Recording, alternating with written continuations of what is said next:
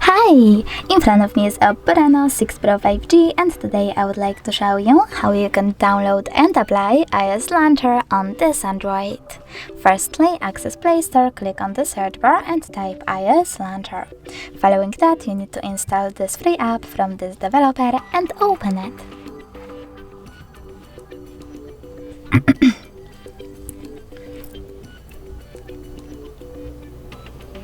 Over here, click on while using the app and choose Allow. Now click Home button.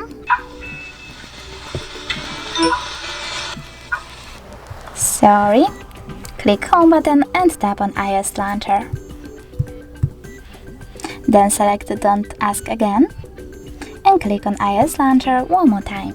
After that, select Got It, and as you can see, Apple layout was applied successfully on my Oppo. Thanks so much for watching. If you enjoyed this video, don't forget to leave a like, comment and subscribe. Bye!